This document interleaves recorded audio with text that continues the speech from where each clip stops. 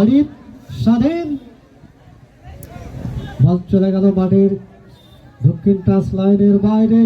Through নুরানি football একাডেমির কোনো কোনি চমৎকার ভাবে নিজেদের মধ্যে আদান প্রদান। লাস্ট বল কাকে দিবেন, বাড়িয়েছেন ওখানে গ্র্যান্ড পান্তে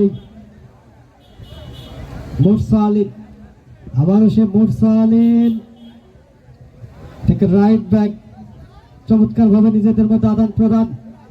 প্রতিপক্ষের শিবিরে হানা দেওয়ার একটা প্রচেষ্টা, মুরসা আলীন ঠিক মতো হলো না। আরিফ মাইনাস বাঁধন থেকে ইমতিয়াজের উদ্দেশ্যে বল চলে গেল আবারও সে মাঠের দক্ষিণ টাচ লাইনের বাইরে। ফলে থ্রো।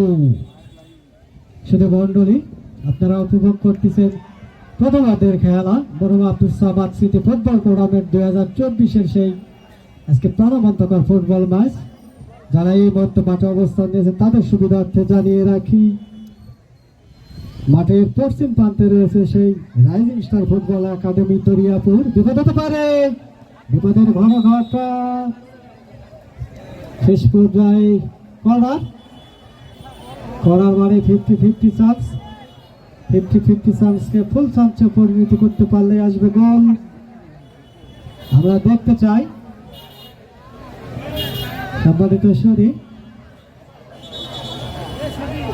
আজকের খেলা পরিচালনার দায়িত্বে রয়েছেন বর্ধমানের রেফারি জনাব আব্দুল রশিদ শেখ। তাকে সহযোগিতা করতেছেন গোলমুখে বল ইমতিয়াজ, দারুণ একটি শট ছিল, গোলরক্ষক সেই মেহেদী হাসান লুফেলিনে। মেহেদী হাসান বাড়িয়েছেন সতীর্থের উদ্দেশ্যে, ঠিক মতো হলো না। বাঁধন মাইনাস, আবারও বাদ। হ্যালো, কারেন্ট চলে গেছে।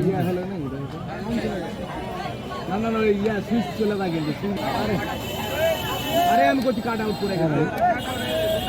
আরে তুমি চাও না, ছেড়ে দাও। বুঝো না কেন, ছেড়ে দাও। আরে আল্লাহ ওটা ইয়া করো না, ভেঙে ফেলো না কাজে, ওটা তো পুরো ইয়া করছে।